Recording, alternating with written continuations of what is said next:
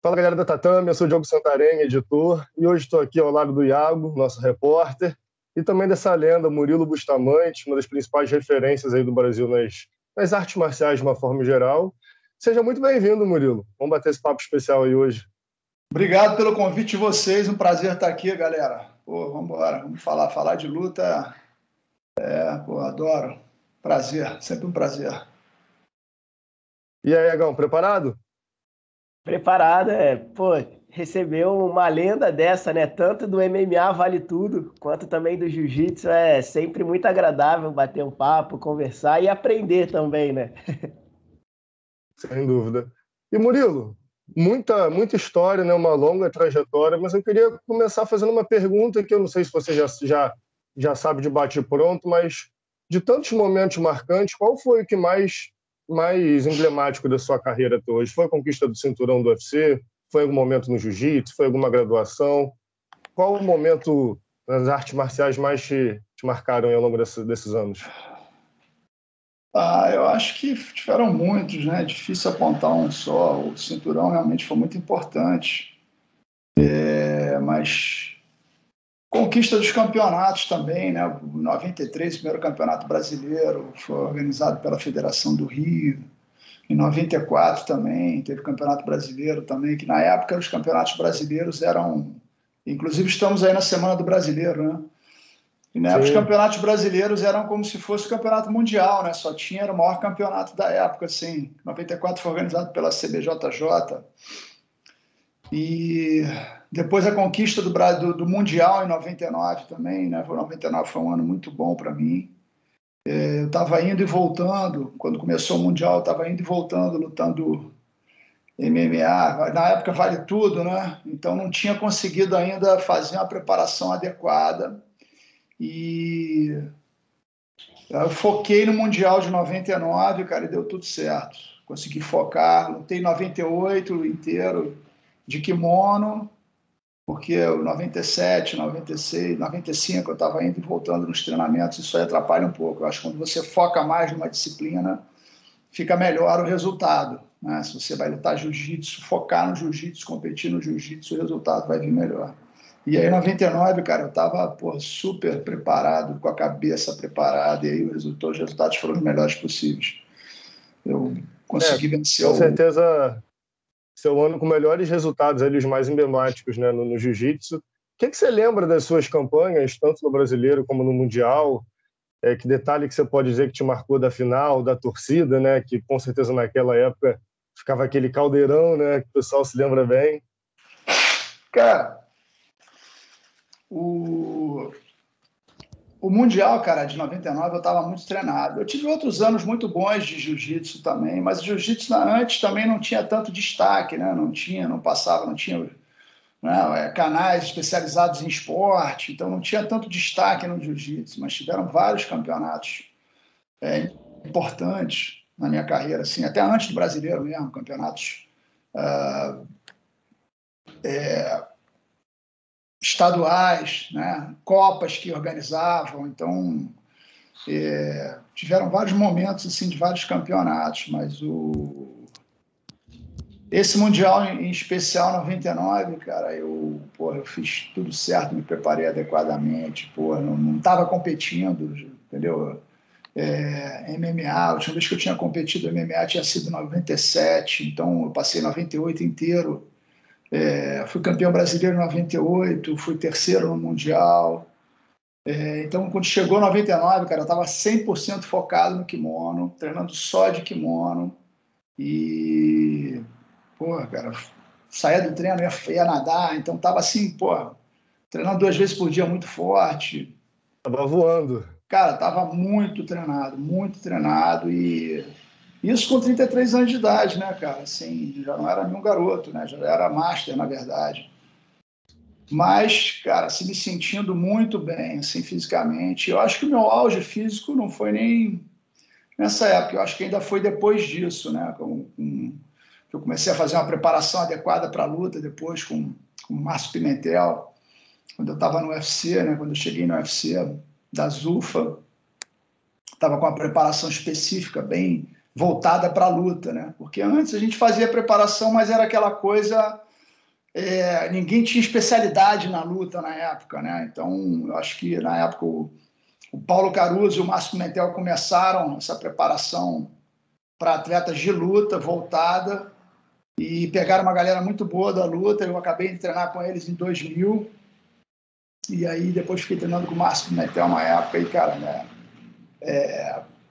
minha performance assim, física melhorou bastante, tanto é que com 39 anos, cara, eu lutei o Grand Prix do Pride peso médio, estava voando 2 lutas na noite, uma forma física, assim, talvez uma das melhores da minha vida, com 39 anos, e natural, né, cara? Nunca tomei nada, sou totalmente contra o uso de anabolizante, qualquer tipo de trapaça.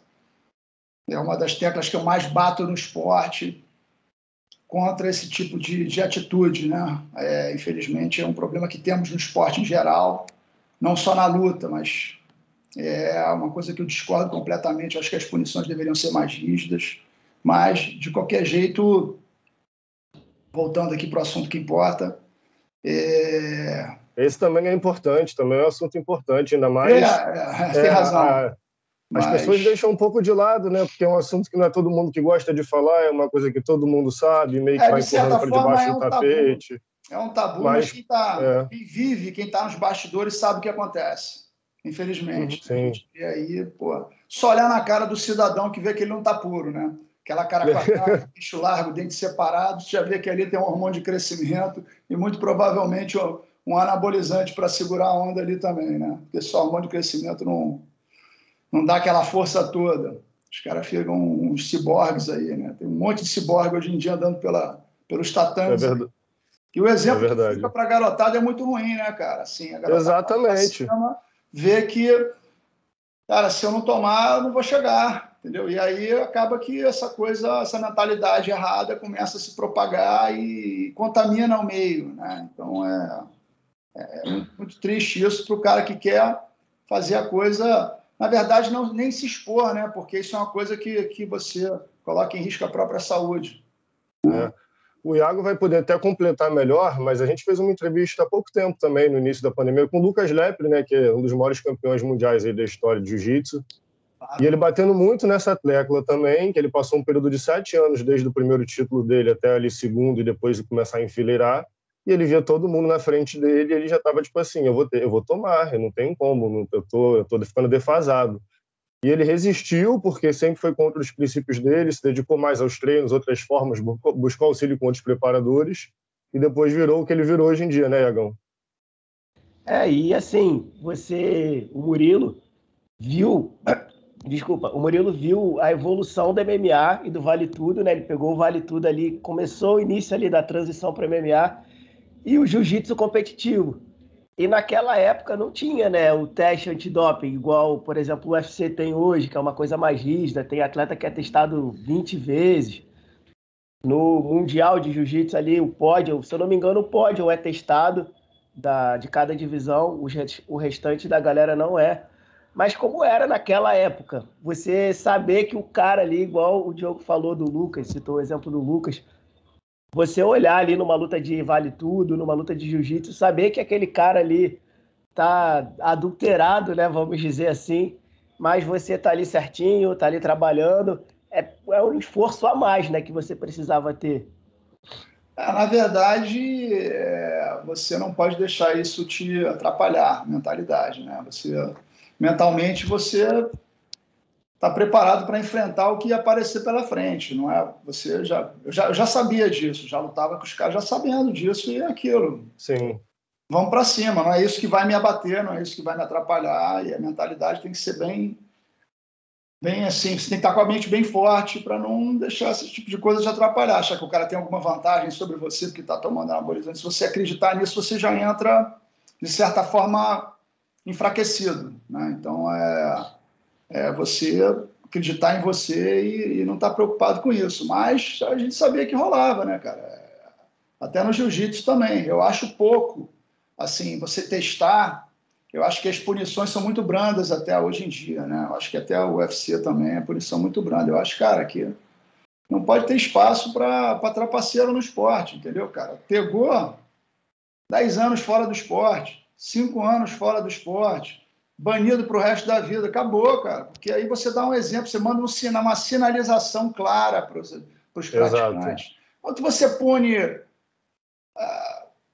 um atleta há 1 ano, né? Então eu acho que o trabalho da IBJJF é excelente. Eu acho que o André e o Marcelo, né? O Siriema, os caras fazem um trabalho espetacular de organização. A diferença que a gente passava quando eu lutava assim, mais garoto, que a gente chegava de manhã e lutava de noite, né? Fazia uma luta a cada 4 horas, cada 3 horas, passava o dia inteiro, levava um ranguinho assim para comer.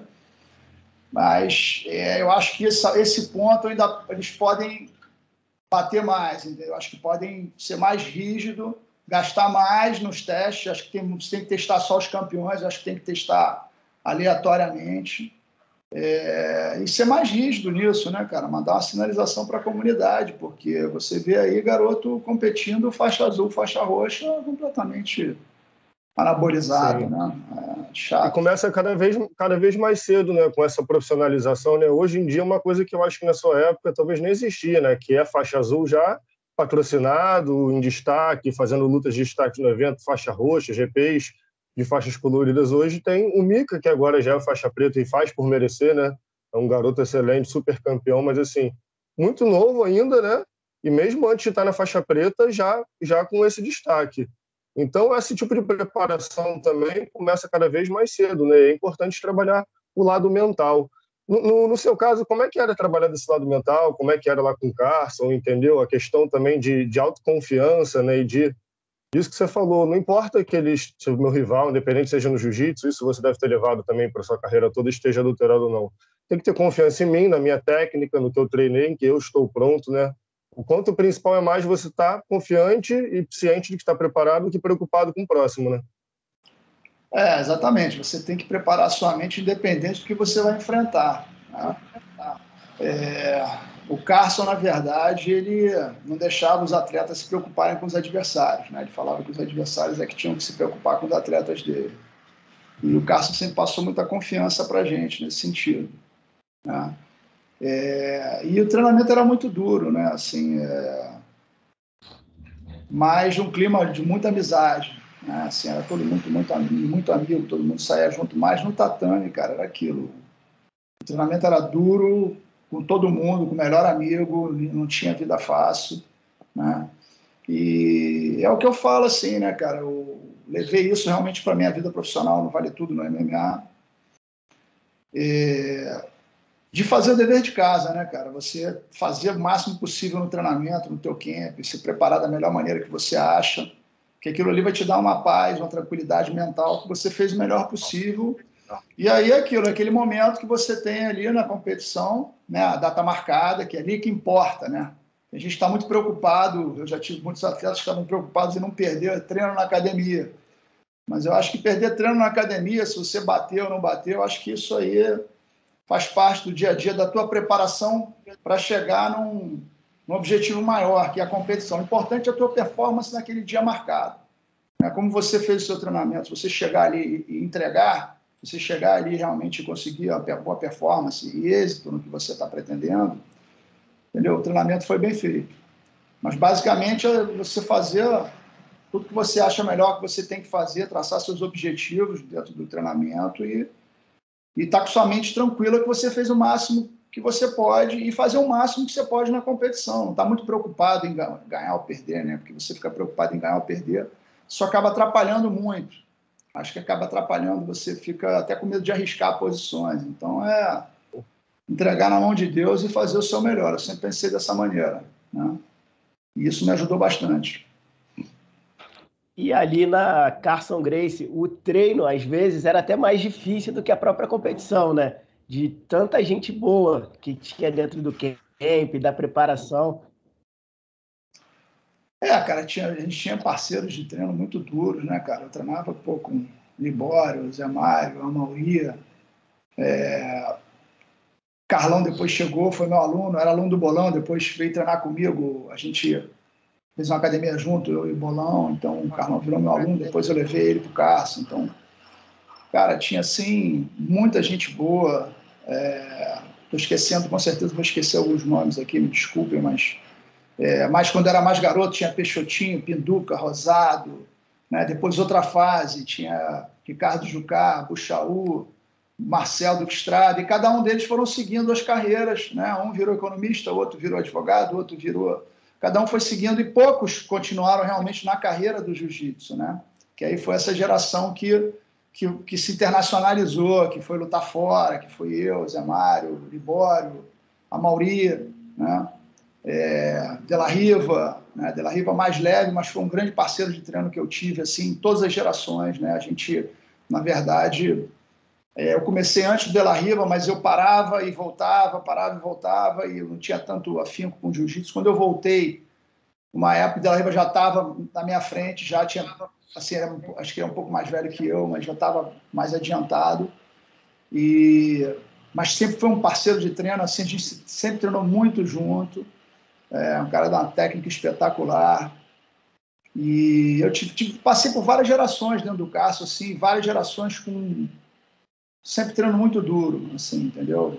Braulio Carsalade, quem mais? Kaique, Zé Eduardo, cara, assim, foram várias gerações que, quando eu cheguei lá, já tinha uma geração, né? Eu fui adotado por essa geração, por eu ser um garoto disposto a treinar, um faixa azul com disposição, então eu era o sparring ideal para os faixas marrons, faixas pretas, para bater à vontade, como eu não tinha, assim, sabe, não tinha um ego que ficava me atrapalhando em relação a ganhar ou perder, eu queria era treinar, e aí eles me ajudavam, me ensinavam como eu era o sparring do dia a dia ali, e isso foi desenvolvendo muito a minha defesa, né? Então, e aos poucos eu fui aprendendo os ataques com eles, com meus parceiros de treino, e é isso, cara, sempre treino duro, mas um ambiente muito saudável, isso aí eu levei para minha vida, para minha academia, né? É um ambiente muito leal, isso que é legal, né? Você faz as amizades mais bacanas dentro do tatame, desprovidos de interesse, né? Então, os amigos que eu tenho dessa época, que eu não vejo nunca, quando eu encontro, parece que eu vi ontem, né? Pessoas assim que você conhece bem, então isso é bacana no jiu-jitsu, isso é até um dos pontos importantes que eu acho que se deve o sucesso do jiu-jitsu até em outros países como os Estados Unidos, né? Acho que o americano se encantou por esse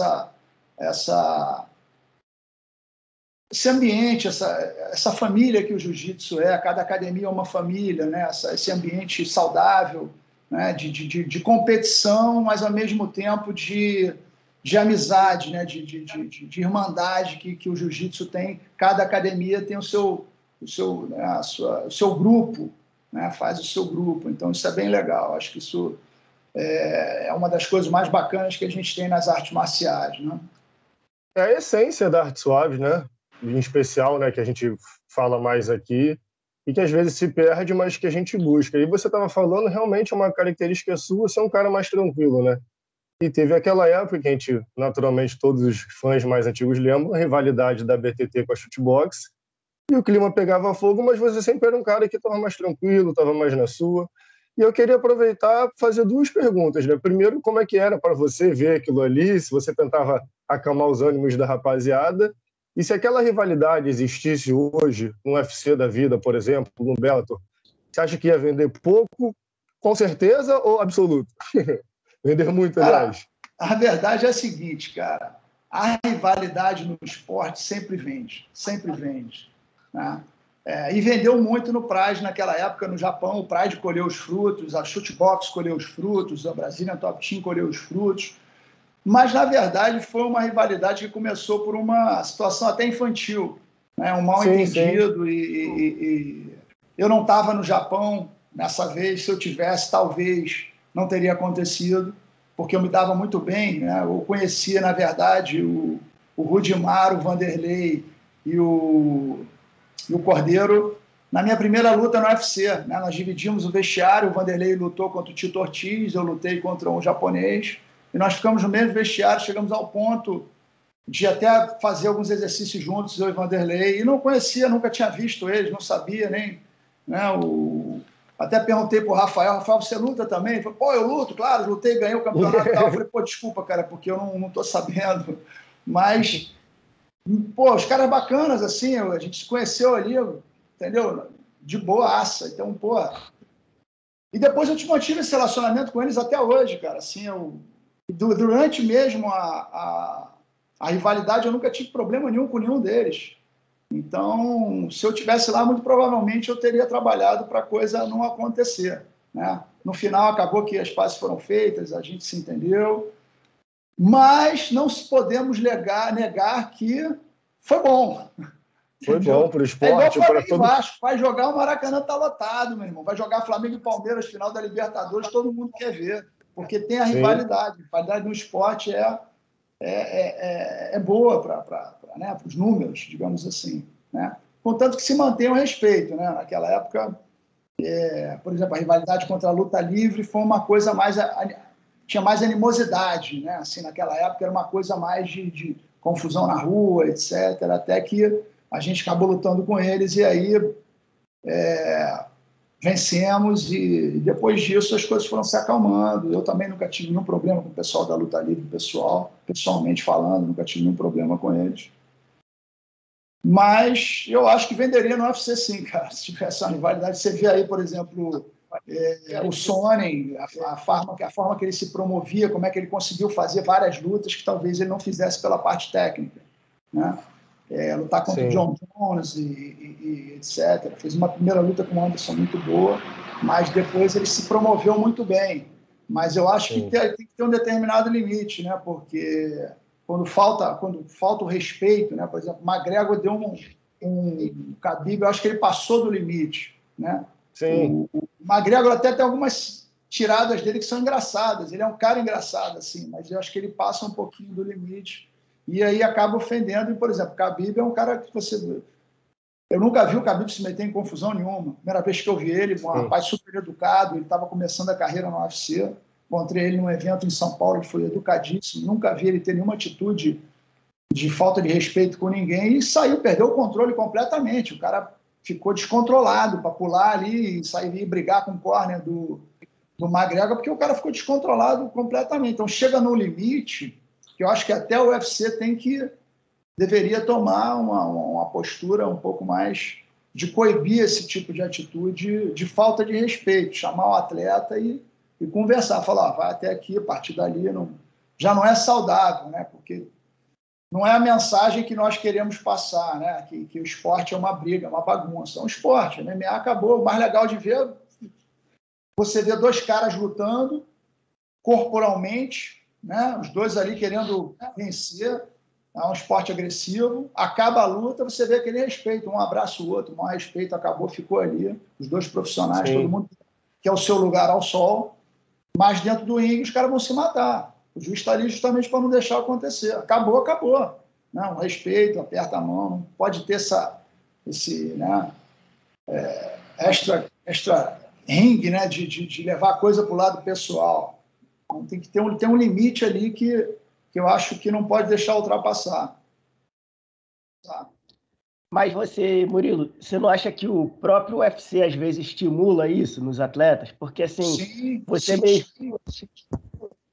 mesmo citou o Sonnen. O Sonnen, tecnicamente ali, ele tem um jogo de wrestling bom, mas do mais, assim, ele é bem limitado.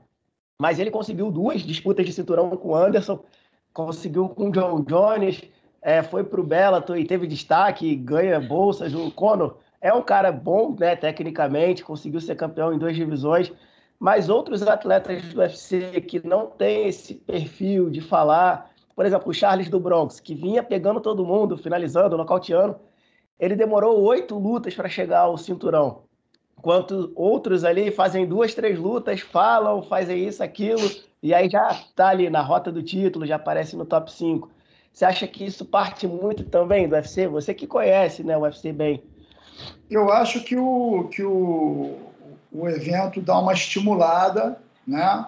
Mas eu acho que é de cada um. Né? Tem atletas que têm esse perfil próprio, né? de falar, de ser falastrão, fanfarrão, e acaba que faz mais barulho. Né? Uma vez alguém me falou que a diferença do pato para a galinha é que a gente comia mais ovo da galinha do que do pato, da pata, é porque quando a galinha bota o ovo, ela cacareja, né? Faz barulho. Uma comparação engraçada. Não sei se é por causa disso que se come mais ovo, mas é engraçado, a metáfora é engraçada. Mas é isso, o cara faz barulho, ele aparece mais, entendeu? Então, tem caras low profiles, como o Demian, você vê que o Demian fala pouco, né? Eu mesmo, os caras estimulavam, na minha época, eu falar que ia quebrar, que ia fazer, que ia acontecer, e eu tinha maior dificuldade de fazer isso. Eu não era uma pessoa que era assim, era mais na minha, né? Assim, eu gostava mesmo era de brigar dentro do ringue. Dentro do ringue, bem, eu dava o meu recado ali dentro, mas... E tem outros caras que são assim também, mas isso comercialmente dificulta um pouco a venda. É a realidade, né? Tem gente que gosta mais de ver o circo pegar fogo, né? Vamos dizer que vai matar, que vai fazer, que vai, xinga, e aí quando tem a pesagem, os caras quase se matam ali, aí todo mundo quer ver aquela luta. É a promoção da luta, né? Então, faz parte de cada um, é a personalidade de cada um, eu acho que acaba entrando nisso, mas realmente para o evento é interessante isso, então acho que o evento dá uma incentivada com certeza. Sim. Eu queria aproveitar até esse gancho também, né? Um assunto que repercutiu bastante nas últimas semanas. Não diz respeito ao UFC, porque é o atleta que está sob contrato com eles, mas se aplicaria para qualquer atleta em qualquer organização, que é o caso do Jon Jones, né? Mais uma vez foi preso, violência doméstica, agressão. Você não acredita que mesmo sendo um grande campeão, mesmo sendo um cara que dá retorno, não tinha que ter igual o doping, um posicionamento mais rígido das organizações com atletas que cometessem crimes, né, fora do evento, digamos assim, porque se é crime, está na lei, que a gente, né, quantos anos não existe uma demissão, não existe uma punição, não existe uma multa, enfim, o caso da vez é o Jon Jones, ele já tem sido há algum tempo, né, e a gente sabe todo o talento que ele tem dentro do octógono, né, um cara que nunca, a única derrota dele foi por golpe legal, mas que infelizmente fora continua dando os exemplos ruins e a gente fica muitos fãs, né? A gente vê muito isso nas nossas redes sociais. Você não vai tomar nenhuma posição, esse cara nunca vai ser demitido. Queria saber o que você acha a respeito também desses casos assim. Cara, eu lamento muito, né, cara? Eu sou fã do Jon Jones, eu acompanhei o início da carreira dele, aí, o desenvolvimento. Eu acho ele um cara super inteligente, a forma que ele luta, é imprevisível. Sim. Mas, cara, ele veio dando trombada o tempo todo, né? Como você falou, são vários problemas que ele teve na carreira. Eu acho que ele tem que botar a cabeça no lugar, né? Eu acho que a gente pode responder essa pergunta que você fez transferindo o ambiente para uma empresa. Né? Você pega essa situação e você coloca numa grande empresa. Ele é um funcionário de uma grande empresa. O que a empresa faria se um funcionário dele importante fizesse isso? Né? Então, eu acho que é uma situação comercial, né? Assim, a imagem da empresa. Né? Eu não sei a forma que o UFC pensa a respeito disso, né? Mas eu acho que é ruim para o esporte, é ruim para a própria imagem do UFC. Né? Eu acho que talvez o UFC tivesse tomado uma atitude mais dura lá atrás, talvez o próprio Jon Jones teria meio que entrado no trilho. Né? Sim. Eu acho que o UFC passa muito a mão na cabeça. Então, exatamente. Eu acho que não é uma sinalização boa para o mercado isso, né? Que quem vende, quem faz dinheiro tem benefícios. Né? Quem gera dinheiro, quem vende pay-per-view tem benefício em detrimento de outros que talvez não vendam tanto. Não sei qual é a mentalidade que eles pensam, não sei o que o Dan White pensa a respeito disso, mas é lamentável. Qualquer situação que envolva um atleta de luta é ruim para todos nós. Qualquer situação, qualquer tipo de situação, né, é lamentável por todos os profissionais que vivem na área. Né? Eu vou dar um exemplo rápido disso que eu estou falando. Logo após o Vale Tudo contra a luta livre, um grupo de jovens do jiu-jitsu começou a se sentir empoderado, porque isso não acontecia antes do Vale Tudo. Né? E tomou uma proporção muito grande depois do Vale Tudo, se sentiram empoderados e começaram a arrumar confusões na rua. E se formou, né, o título dentro da mídia, que não é especializada, da gangue do jiu-jitsu. Então, tudo era gangue do jiu-jitsu. Isso foi uma propaganda horrorosa para o jiu-jitsu. Sim. A gente que dava aula, que estava na academia, que competia, que nós éramos atletas sérios, a gente pagava o preço porque as mães não queriam botar os filhos dentro do jiu-jitsu para treinar, né? Não queriam inscrever as crianças e os jovens. Então, a gente sofreu muito com isso, né? Então, essa imagem se desfez com o tempo, graças a Deus as pessoas viram que isso não tem nada a ver com a arte marcial, a filosofia da arte marcial é completamente ao contrário disso, né? E eu acho que nós temos todos hoje, dentro do esporte, da luta, uma mentalidade profissional. Tanto é que você vê, nós na Brasília Top Team recebemos atletas da luta livre, né? Depois de muitos anos foram treinar, o Pequeno foi treinar com a gente, até o Cromado, né? Grande Cromado. Então, vários outros atletas foram treinar com a gente. Então, eu acho que todo mundo no mesmo barco de ser profissionais, né? Não cabe mais isso. Qualquer atitude de um atleta contagia, é ruim para a classe, né? Então, isso que o John Jones ainda mais o John Jones, cara, que é um ídolo, que é um... Eu lamento, eu não sei da história, não sei o que foi realmente que aconteceu, só li na imprensa. Ele até deu uma rápida... exatamente. A gente também não tem todos os detalhes, né? Mas saíram novos casos, violência doméstica, e ele mesmo postou no Instagram dele que tinha abusado de álcool, disse que vai parar de beber para sempre. Então, aparentemente... claramente, eu não conheço o John Jones pessoalmente, né? Assim, mas claramente ele tem algum problema, assim, com álcool, alguma coisa que está atrapalhando a vida dele. Ele deveria focar num tratamento, alguma coisa. O cara é um atleta... Eu, como fã dele, como lutador, né, acredito que assim, gostaria de ver ele de volta e acho que seria essa uma última chance para ele, né? Porque se ele não conseguir entrar nos trilhos agora, ele já está há um tempo sem lutar, já até abriu mão do cinturão do UFC para ir para o peso pesado, né? Mas assim, a gente como fã de luta, porque ele lutando é sensacional, né? O cara... Todo mundo quer ver a luta dele com o Ngannou, né? Ngannou, ele, John Jones e Ngannou no peso pesado, todo mundo quer ver. Eu estou esperando essa luta para ver. E a cabeça dele tem que estar boa para a gente conseguir ver, né, mano? Pô. Mas eu quero ver o cara bem, eu quero ver o cara saudável, eu quero ver o cara treinado, entendeu? Não quero ver o cara vindo de um problema, das páginas policiais para a página esportiva, né?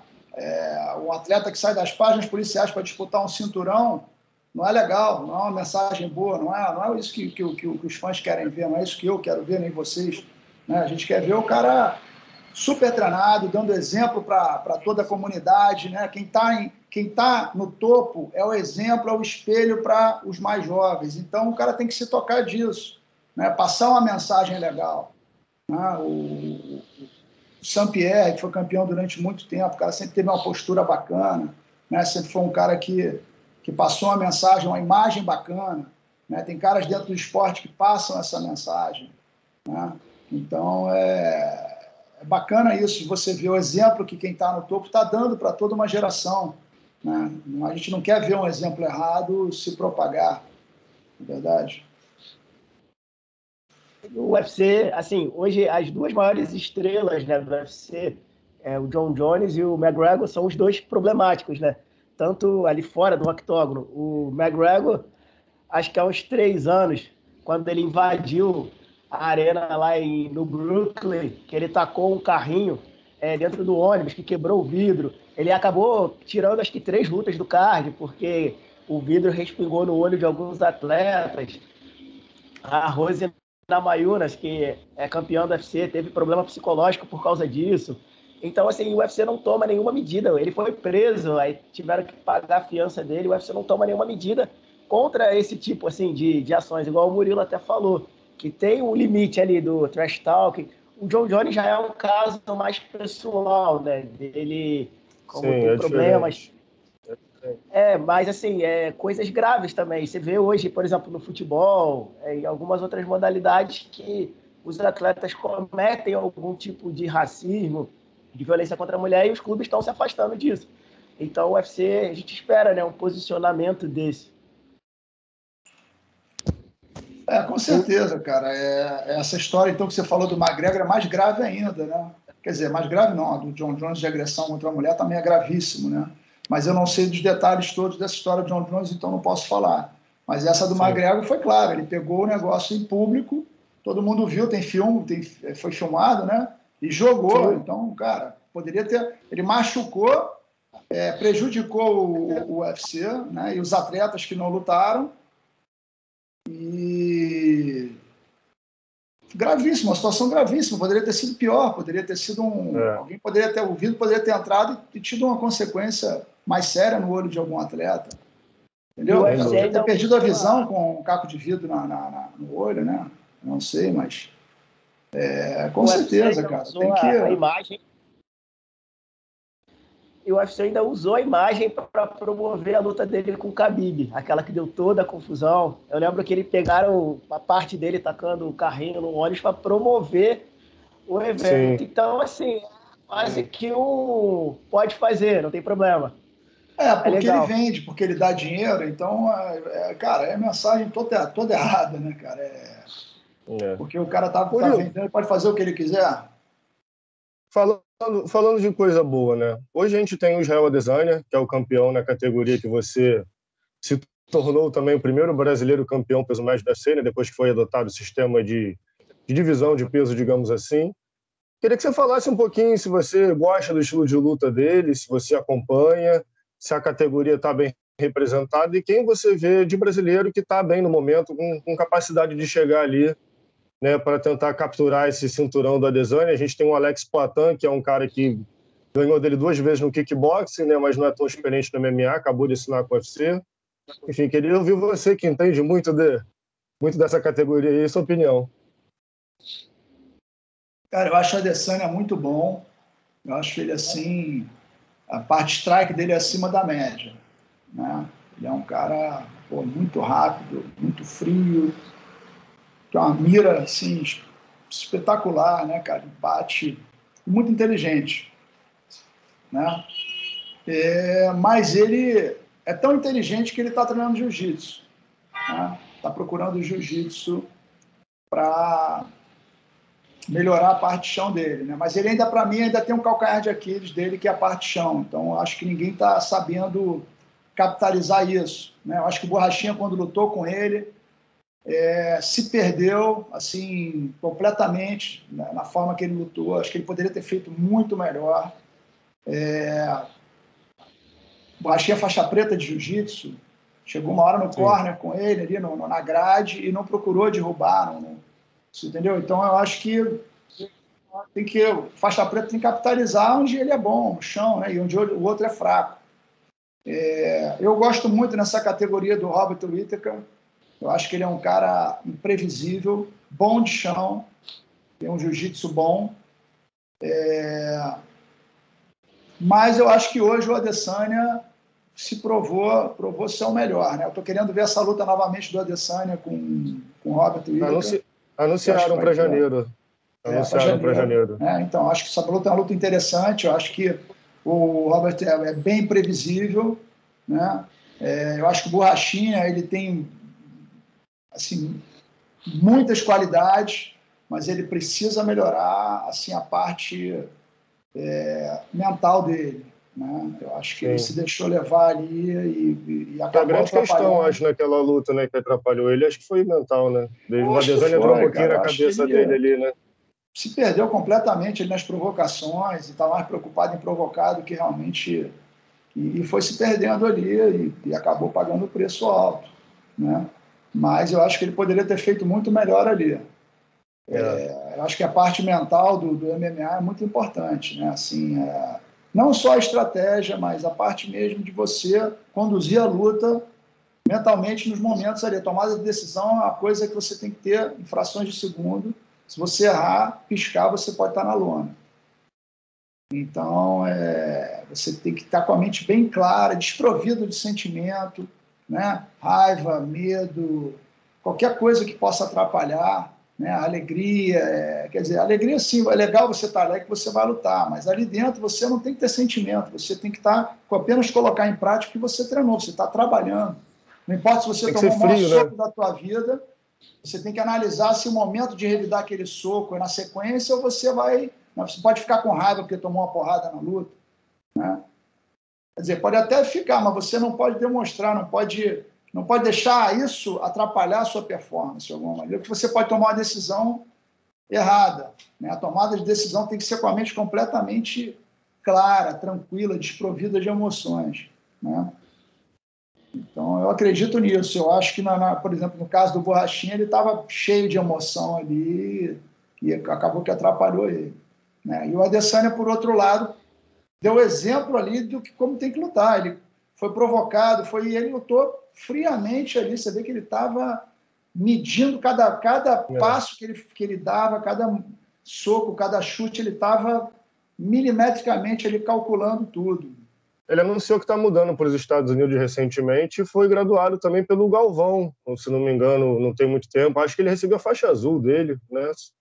Ainda está no comecinho da trajetória dele, mas eu acho indo para os Estados Unidos já provou que o Adesanya tem inteligência suficiente para procurar melhorar os pontos fracos dele, né? Mesmo o Galvão não sendo um expert em MMA, é um cara que é muito bom, excelente em jiu-jitsu, até tem lutas de MMA também, né? Mas não ficou mais focado no jiu-jitsu mesmo. Mas só o fato dele treinar jiu-jitsu, mesmo que seja de kimono e não seja especificamente para MMA, já vai melhorar o chão dele, já vai melhorar esse ponto fraco dele. Então ele está provando que é um cara que realmente tem uma visão aberta para aprender, né? Que é importante, procurar melhorar. E Murilo, queria que você falasse, a gente está falando do Adesanya, que é nigeriano, né, mas também compete pela Nova Zelândia. O MMA ele teve uma globalização muito grande nos últimos 15, 10 anos, mais ou menos. Hoje, o UFC chegou a ter campeões em todos os continentes, na Ásia, na África, na China. Tem equatoriano aí crescendo no UFC, lutadores de diversos países que a gente nem pensava que pudesse ter um grande nome e está tendo. Como é que você vê isso hoje? Toda essa globalização do esporte, atletas de vários e vários continentes, países surgindo e com força também. Olha, eu vejo isso com muita satisfação, né? Essa turma de africanos que está aí, né? Mesmo o Adesanya, acho que ele nasceu na Nigéria, né? Foi criado na Nova Zelândia, não sei a história dele completa, mas o Usman também é nigeriano, né? Isso. E o Ngannou é camaronês, né? Então, perfeito. Eu acho que isso aí, cara, é a globalização do esporte. Eu acho que talentos vão surgir com a internacionalização do esporte, vão surgir em todos os lugares, né? Já tivemos a era dos brasileiros, dos americanos, agora vieram os russos, os africanos. Então, eu acho que isso é muito legal. Eu acho que a evolução do esporte, talentos surgindo em todas as partes do mundo, e quem quiser ficar no topo, cara, tem que se esforçar, tem que procurar aprender, tem que estar disposto a ter uma mente bem aberta para entender o que está acontecendo, qual é o motivo do sucesso dos adversários e se atualizar o tempo todo, para não ficar para trás.